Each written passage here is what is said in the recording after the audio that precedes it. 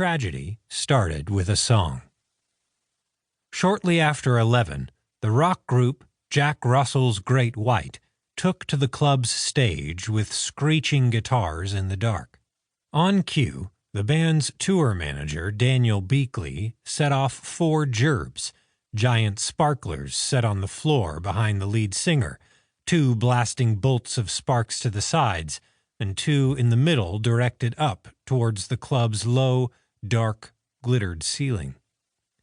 The fireworks lasted 17 seconds and were meant to evoke the aging metal band's former stadium glory days in the 90s, creating an ethereal glow behind the performers.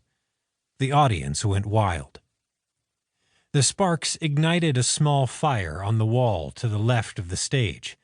9 seconds later, a second trickle of flames appeared on the wall to the right of the stage. Jeffrey Dedarian, a local television news reporter and the club's co-owner, his clean-cut appearance at odds in a sea of rockers, saw the flames from the corner of his eye. As usual, he'd been too busy working the bar to watch the show, so his first thought was that something in the morass of sound equipment had caused an electrical fire. Jeffrey ducked under the counter and darted toward the stage and spotted soundboard operator Paul Vanner with a fire extinguisher in hand, also en route. Jeffrey pointed and barked, "Get up there!" Neither man could. The crowd was too thick, and as a deafening guitar riff raged, frenzied fans jumped up and down with their arms raised in the classic heavy metal tribute, a fist in the air, with pinky and forefinger extended.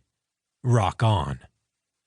Great White's 42-year-old lead singer, Jack Russell, belted out the opening lyrics of Desert Moon from the band's 1991 album Hooked. His microphone was upcut at first, set too low to be heard over the guitars, but then his voice filled the club, his tenor still powerful a dozen years after the band's prime. "Let's shake this town, baby. Come with me. I need a little loving company." 16 seconds after the first flames appeared on the walls, the fire expanded and reached the ceiling.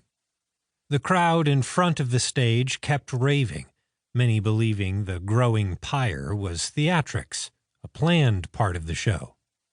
They howled in appreciation. Some patrons in the back of the audience, however, sensed trouble and began to orderly evacuate. Singer Jack Russell was unaware he was surrounded by danger, so he hit the next lyric, "Come on now, I know where we can go." Then he noticed the burning wall, stopped singing, and the band quieted.